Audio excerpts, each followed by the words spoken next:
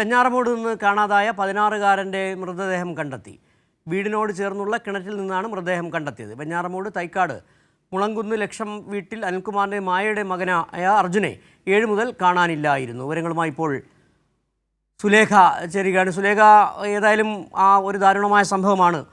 ആ 16-കാരൻ്റെ മൃതദേഹം കിണറ്റിൽ നിന്നാണ് കണ്ടെത്തിയിരിക്കുന്നത്. എന്താണ് അതുമായി ബന്ധപ്പെട്ട് എന്തെങ്കിലും ദുരൂഹതകൾ ഉയരുന്നുണ്ടോ? എന്താണ് പോലീസ് പറയുന്നത്? നാട്ടുകാരെന്താണ് പറയുന്നത്? കഴിഞ്ഞ 7-ാം തീയതി മുതലാണ് ഇത്തരത്തിൽ 16-കാരനെ കാണാനില്ല എന്ന വിവരം പോലീസ് വീട്ടുകാർ അറിയിക്കുന്നത്. ഇതിനെ തുടർന്ന് അർജുന് വേണ്ടിയുള്ള തിരച്ചിൽ നാട്ടുകാരും പോലീസും ഊർജിതമായി നടത്തുന്നതിനിടെയാണ് ഇന്ന് രാവിലെ വീടിന് സമീപത്ത് ആളൂരിന്റെ വീട്ടിൽ കിണറ്റിനുള്ളിൽ ഇത്തരത്തിൽ അർജുന്റെ മൃതദേഹം കണ്ടെത്തിയത്.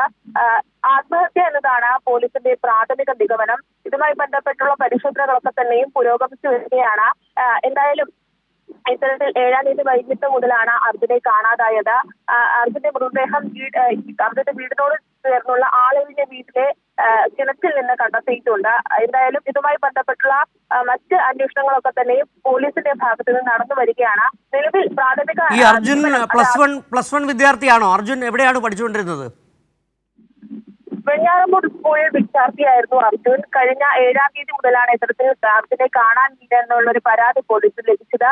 തുടർന്നുള്ള അന്വേഷണം ഇത്തരത്തിൽ അർജുന് വേണ്ടിയുള്ള ഉചിതമായ അന്വേഷണം നാട്ടുകാരും പോലീസും നടത്തുകയായിരുന്നു. ഇതിനിടയിലാണ് ഇത്തരത്തിൽ ഇന്ന് രാവിലെ ഈ ആളൊഴിഞ്ഞ വീട്ടിലെ പറമ്പിലെ കിണറ്റിൽ നിന്ന് അർജുന്റെ മൃതദേഹം കണ്ടെത്തിയത്.